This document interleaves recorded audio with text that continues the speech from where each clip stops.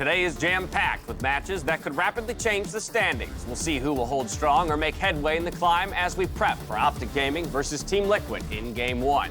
You got your look at the Optic Gaming squad, Big, Crown, Dokla, all getting ready for their matchup as Ovly made way for Doublelift and Jensen. Happy Father's Day to all the fathers out there. I love you, Dad. And welcome to the LCS Countdown, where for 30 minutes we ask what the Lux and preview the clash between Cloud9 and TSM before the timer reaches 0 and we jump into Champion Select. As we ramp into the summer split, though, a reminder that teams are vying for a shot to compete in Detroit at the Little Caesars Arena in our summer finals presented by Rocket Mortgage. Of course, we're only midway through week 3 here, still plenty to be done for all of these teams as they look to climb these standings here. On the road to Detroit, though, Cloud9, Golden Guardians, and Optic Gaming currently have a hold of first. We'll see how long they can maintain it as the teams in fourth, CLG, TL, and TSM all have a chance to take them down today. This is one of the best days we've had in a long time, where it's all the #1 seeds versus all the #4 seeds, so you have a chance to really cement yourself in the standings or start climbing them. I think one of the best weekends ever. I mean, yesterday we had some fantastic matches as well at the top of the table. It has just been a delight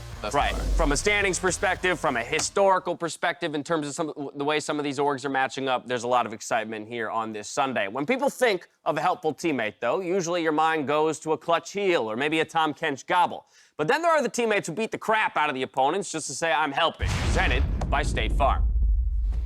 In his game versus 100 Thieves, Contracts lays the smackdown to save a weak Ole. Right out from under, definitely, and that's going to be a kill as they stick one more in. The plumage is enough damage, and it's everything they needed. Final spark back on to Ryu in the mid lane. He goes down. Ole's going to fall. He just came back up. Can you keep him alive? Amazing, trying to get the swing down. He just misses. What a stop from Contracts to keep him slowed enough. Kevin, out with you. I'm here. Rakan. Okay, rumble flash, kill check. Nice. All right, nice. Good flash, yes. Yes, no? Hey, Give get me. Okay. Okay, nice. Best defense is a strong offense. Exactly. Dash. They can't kill you if they're dead. Ever the team player, just sniping kills left and right. Really fine line between kill stealing and just wanting to murder people, and oh yeah, my teammate was there too. I can just link them this clip. I can steal every kill I want. Now on is justified. Ole helped himself there with some fancy footwork as well, dodging out a couple crucial spells to stay on that sliver of health. We'll see who else can pull off some I'm helping tier gameplay as we look at our schedule for the day. Game 1 has Optic Gaming looking to maintain first place versus Team Liquid. Then, in Game 3, TSM and Cloud9 square off for the first time since their intense semi-final matchup. Then we have 2 more games before we get LCS cooldown, where Vulcan and Huni test their pike mechanics and take us into Champion Select for the Academy Showcase, CLG Academy versus Optic Academy. Later on, Kobe and Freak will be bringing you Game 1, but before we hear from them, Coach Zabutin had this to say about his matchup versus Team Liquid. TL is always an interesting team because they just give you less space than other teams. They are not as, like, Cloud9 is the team that's just gonna fight you, you know, for everything. Team Liquid is more, I would say, classic in the way they approach the game, but they're probably the best at refining their craft in this league. So it's still the, like, triple champion of NA. They have, like, world-class players. We show it, like the final of MSI. So it's a tougher match on the paper, but they haven't had a good showing. I don't think that the meta might suit them perfectly, but we'll see. I think it's going to be a very interesting match, and it's a good test for us as well to see how good we are heading into the summer split. Definitely going to be an interesting match between those teams. We can talk about Optic a little bit at the start here. They did suffer their first loss yesterday, but in the loss against Cloud9, they did have some bright spots. Yeah, I mean, I thought especially the bottom lane, they were given the Yuumi, and they played it really well. In lane phase, they got the entire turret by themselves, had a huge lead in that bottom lane. Unfortunately for the team overall, though, they didn't transition that lead into mid-game team fight victories, and they were unable to get the game victory off of that very big pick. Also, this was the first one where Dokla was really focused in pick ban. They banned away that Poppy that's been going to the tank on the front line, and without another tank alongside Minos, they really couldn't construct those well-crafted team fights that they wanted to. And Crown also was put to a stop as far as split pushing with the Yasuo Gragas combination. And really had a lot of answers for them. Yeah, Cloud9 did a great job targeting Optic solo laners. We're going to see Team Liquid, of course, their opponent for this game. They were convincing us today. I thought they had a very good game taking down FlyQuest. The question I have is what style they will bring out today. Do they do what C9 did, which is target Optic, right? Ban the Poppy, aggress against their solo laners, or do you do what TL did yesterday, which is focus on setting up Doublelift and Core JJ and having them win the game for you? Yeah, that's a very valid strategy if they just focus on their own strengths. Yesterday, they indexed even more on their bottom lane power, which is already the best bottom lane in the league, Doublelift and Core JJ. They drafted them Caitlyn and Lux. That's an extremely oppressive bottom lane. Long range, you can get the trap chains off of the light bindings. So if you go for some strategy like that, it really does bolster this bottom lane that they can play off of.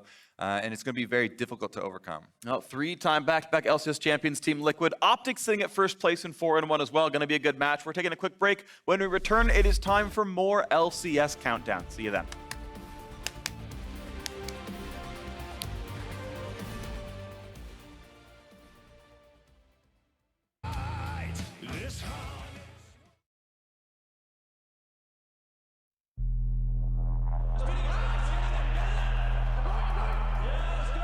We've denied them their trophy so many times that I'm sure the organization is really salty and the fans really want to beat us. TSM versus Cloud9, one of the longest standing rivalries in competitive League of Legends, period. Last time we played C9 was in the semifinals. It was a really intense series. Reverse sweep or bust for TSM. We thought this was going to be an easy win, like we'd go home early, celebrate, but obviously a team like TSM, they're never going to give up. Bjergsen as the team leader, he will never give up. Game 3, we had like the scaling comp and we were even in the late game and it felt like we had it. Cloud9 at match point with the Baron buff. It's up now to TSM to make a play. Bjergsen basically 1v9 carried the whole game. Bjergsen's Akali was too strong for us. He's keeping in very far behind. Here comes your janitor, baby! It's Bjergsen on cleanup duty. TSM will fight their fight! He shouldn't be able to do that ever. And he somehow found an angle. So for me, it's like, yeah, we like threw that game. I think in every great play, someone makes some kind of mistake, and it's about, you know, recognizing that and capitalizing on their mistake. They made the reverse sweep happen! We lost 2 more games right after that, and then we didn't go to finals. So that was really sad. I don't think I felt that bad after I lost in a very long time, so obviously we want revenge what TSM did to us last split. You see like, oh, we're up against TSM, and then all of a sudden, like, everyone really wants to win, and it doesn't matter, like, what time of the split it is or how close to playoffs. It's just everyone's going to be trying their hardest to just smash their lane opponent and carry the game.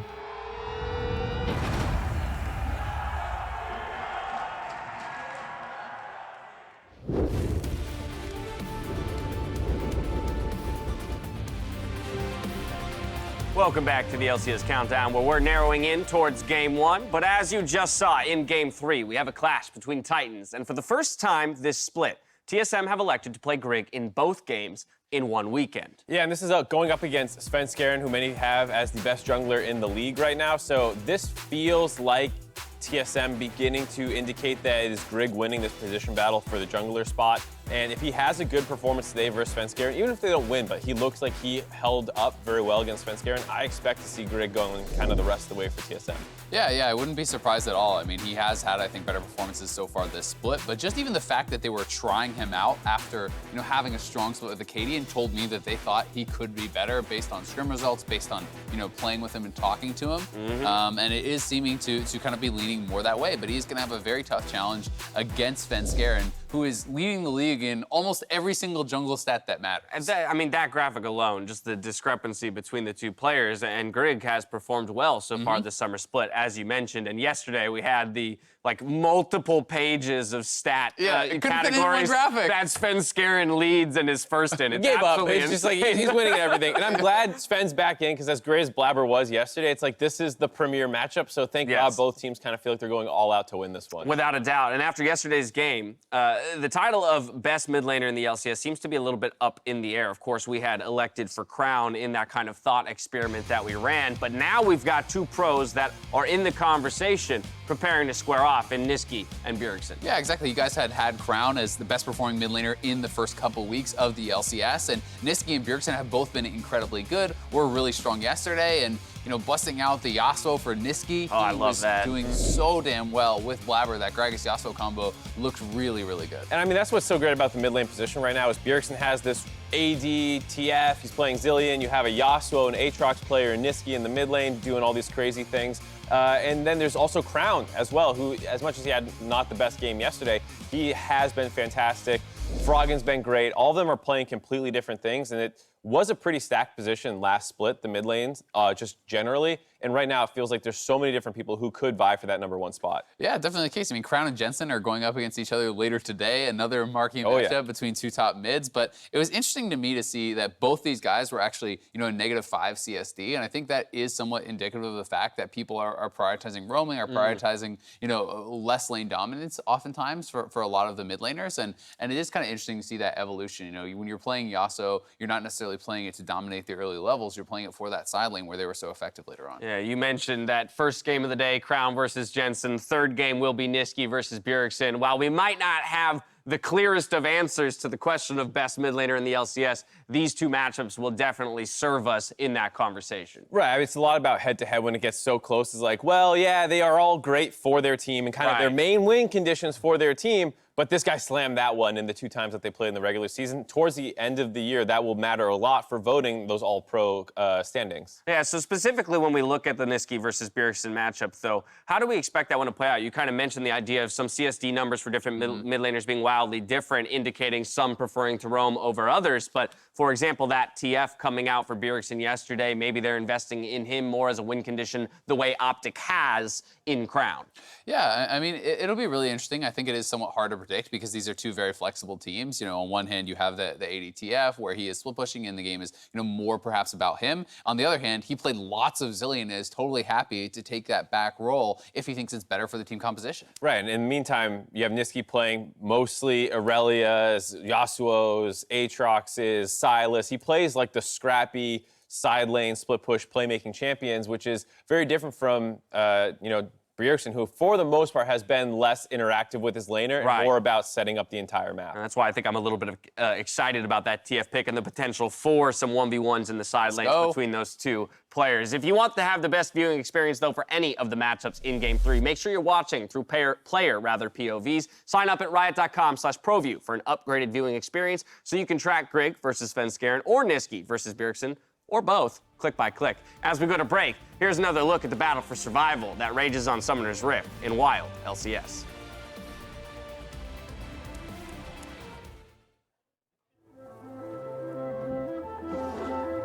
Nowhere is the deadly balance between predator and prey more on display than in the lush jungles of the jungle.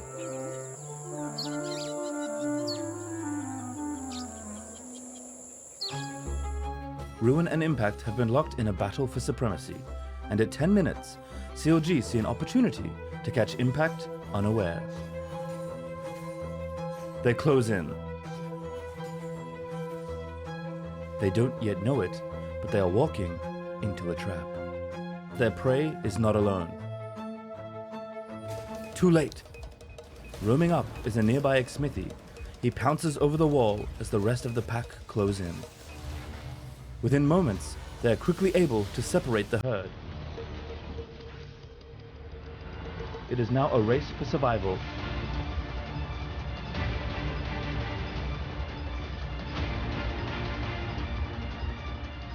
Wiggly falls, but the hunt is far from over. The Liquid pack turn their sights squarely set on Ruin. The wolves close in and leave him no avenue of escape. Cornered, their prey fights for his life.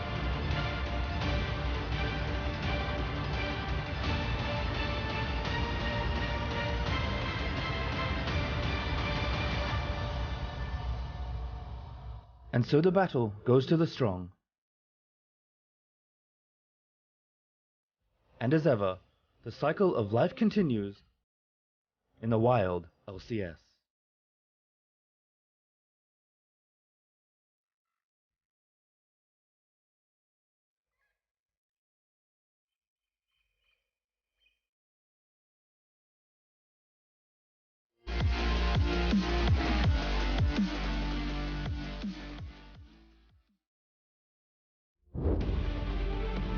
Welcome back to the LCS Countdown, just about 10 minutes away from that first game of the day. Yesterday, we saw 3 separate player of the game performances on a certain mage. So I want to ask, what the Lux?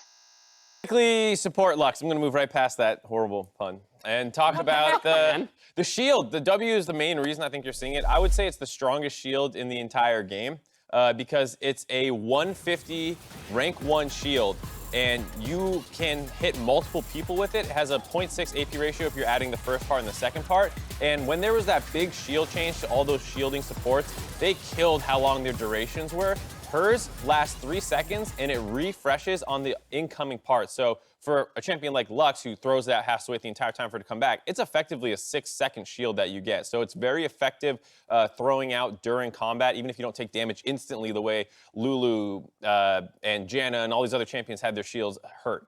Yeah, so high base values as well as a longer duration than most makes her shield very powerful. You also saw there at the end of the clip the usefulness of her Q, that binding, which can not only hit 1 but 2 people and is a 1-point wonder. Yeah, exactly. You only have to put 1 point into the Q. It's an extremely long route. The downside is it is fairly slow, but when people are engaging or it's somewhat telegraphed, if you can get picks out of fog or even have it as follow-up to another sort of CC, if there's some sort of engage, it can be incredibly powerful. And I think one of the things that also makes Lux so strong is it's not only just the shielding, it's how easily she's able to actually poke with her E to charge up Athenes, which is pretty much what everyone is rushing these days. And the added boost of healing that comes out on that first shield through can be enormous. I mean, we saw this yesterday, actually, with Core JJ saving Jensen. You know, he had a fully charged Athenes, lands Redemption. He goes from, like, nothing to full health. Yeah, I mean, it's pretty gross on top of the fact that Aftershock works well with her for landing those bindings. So when normally you're against this kind of pokey, shieldy Enchantress, you're like, well, all in her. And it's like, well, she has the best shield in the game. She procs Aftershock very easily. She does a lot of damage back. So your all-ins quickly get turned around like we saw in that replay. And on top of the fact that because it's 2 seconds rank 1, a lot of the times you don't need to put extra points into it like Morgana, who she's often compared to. Yeah, you have to put 5 points in to get that ridiculously long route where you just take this 1 and then you can max W in difficult lane matchups or E in the easy ones where you want pressure. So she has so much flexibility in her kit. Yeah, I mean, even we've seen people say, okay, well, we can't all in her. Let's try to draft a poke lane. TL did this, actually. I believe it was actually against CLG, perhaps. Yeah. You know, and we just saw then the Lux just goes Guardian, right? Like, you can do this where then you just say, okay, well, you're not going to all in me. Then I'll take essentially this additional shield to help absorb your poke. And Lux just feels very well-rounded. Yeah, very strong champion. You already mentioned we've seen her in support and in mid, so a flex pick on top of all of that. We do know that in the upcoming patches, other enchanters like Karma, for example, might be making their way into the meta, but it'll be very interesting to see how she, specifically Lux, kind of warps champion select around the bot lane. Since it is Father's Day, the players shared some kind words for their dads, and our cameras just happened to be there to catch it. Take a look. Hey Dad, aka Craig DeMonte. I just want to say thank you and that I love you so much for supporting me in my career and letting me play video games all day long in high school. Hey Ivan, happy Father's Day. Thanks for everything you've taught me so far, and I think you've been a great influence on my life. Hey Dad, thanks for always supporting me. Thanks for always watching my games and supporting my growth throughout my entire career of being a professional player and moving away from home. And yeah, tack pa. Hey Dad, happy Father's Day. I appreciate everything you've done for me and our family. So I wish you all the best and thank you. First of all, happy Father's Day. I wanted to say that. I know you're probably watching my games, and since you play a lot of Sona, it's perfect for us to maybe play a duo game of Solitaire together. Hey Dad, I know you're watching this, and I hope you enjoy my game. Happy Father's Day. Hey Dad, I know I wasn't the greatest kid before. I was failing school, I was doing poorly about my life, I was about to be evicted, but here I am, making us money. I just want you to know, to check your bank account on Father's Day, because there'll be something good. Happy Father's Day, Dad. Hey Dad, happy Father's Day. I can't wait for you to come to support me at Willis in Europe when I'll be in the finals. 이렇게 메시지 보내는 건 처음인데 뭔가 어색하네요. 그래도 아빠가 여태까지 저를 잘 키워주시고 앞으로도 잘 해주실 걸 알기 때문에 저도 열심히 잘할게요. 사랑해요. Hey Dad, I just want to say thanks for always supporting me and everything that I've done, and I hope you have a happy Father's Day. Hey Dad, I know I haven't been around for the past few years, and it's hard to reason for this kind of crazy esports career that I'm on right now, but thank you for always having my back, and I know that you've tried so hard throughout my entire life to try and be a loving father. So happy Father's Day. you deserve a super awesome gift for today. So love you so much. Okay, so I've been telling my dad to get a health checkup for probably the past year and a half because he's over 50 now and has been for like a few years, and he keeps not going to get his health checkup. He always says he's busy because of work and things like that. Hey Dad, thanks for coming to my games all the time and supporting me. Happy Father's Day. Hey Dad, thanks for always supporting me and thanks for watching all my games. I think you're my biggest fan out there, so I really appreciate you and happy Father's Day. And yeah, it's just a good idea to keep a checkup on your health, Dad. So please go get it done. I'm shaming you on the LCS broadcast. Thanks, love you. Since it is Father's Day, we're going to once again put our dad's prediction power to the test with predictions for our 5 games today. First up, though, put some faces to the fathers of our different analysts and, I guess, host here on the show today. And then we'll swap it right over to see who they're picking to win our matches today. The Optic Faith coming out of Crumbs and Azale's dad. Did my dad not predict the last one? No, he just is big the fan LCS. of LCS. Everyone We're wins. all winners. Everyone wins in There Game you go. 5. So because Canadian. It's been a great day Yeah, of that's games. true. So he's already got one right. He did also have the TSM prediction over C9 in that Game 3, as compared to everyone else picking C9. A couple more TL fans here, and 100 Thieves being called out for their first win of the split. Is that crazy? Yep. I think that might be crazy. I know Flower's mom is a huge 100 Thieves fan. I guess his dad is too. I guess so. It runs in the family. All right, well, those are the dad's predictions. Let's see how they compare to yours. Crumbs still has this I was about to say, Optic Faith. Yeah. Which his father does align with. Okay. I feel like because he bought the stock, he's just doubling and tripling down on the Optic stock and not really willing to, bet against them. Yeah. I know that the one difference here that I'm seeing between Mark and I, at least, is the CLG Golden Guardians, and I was kind of surprised that Mark is going there as well.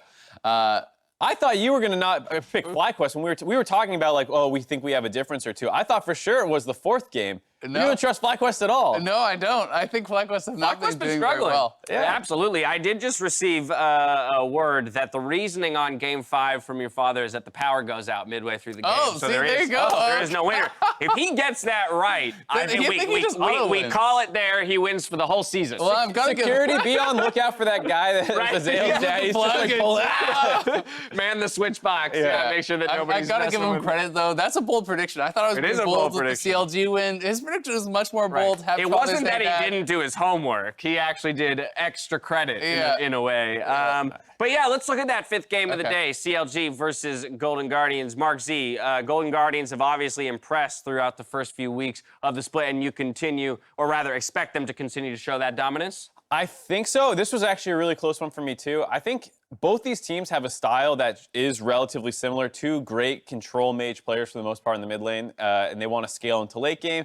2 top laners who want kind of lane dominant champions to duke it out. And then bot lanes, this is where they differ for me, is this bot lane of Deathly and Ole is a lot more defensive, whereas I like when Stixxay and Biofrost are in control of the lane with the more aggressive picks like the Lux and Caitlyn. And so I think that's where they're going to run some trouble, exploiting Deathly and Ole. Yeah, that's why I went with CLG. I think in all 3 of the wins for CLG, their bot lane has been critical. We had the Yuumi Sivir game, we had the Lux Caitlyn game, Zyra Khan yesterday, and I think that we have figured out you have to ban Tahm Kench. Tahm Kench should not be played by Ole, and you can get major advantages there. I think CLG is the team that can close it out. Golden Guardians squeaked by through that Tahm Kench ban just yesterday, still snagged the win. We'll see if CLG, though, has the answer this time around. With that, we got to get out to Optic versus TL. So, gentlemen, take it away.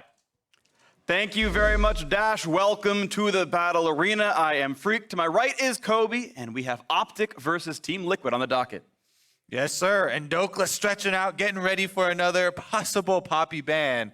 He flexes muscles yesterday on the gangplank, but Optic just could not bring it together. And that's a kind of troubling because that was the pattern people were looking for opposing teams to break. Yeah. And might have laid the pathway for all future opponents. Yeah, I am always curious if teams will have things like backup tanks if the Poppy gets banned. Does he play a Maokai or a Sign or etc., or does he really go back to the carries that he had been playing before? Yes, most teams are playing carries, but as we saw, the Gangplank got camped, and C9 had a road to victory through attacking Dokla, and then later in the game, attacking Crown, and using their mid laner to pry open the side lanes. This time around,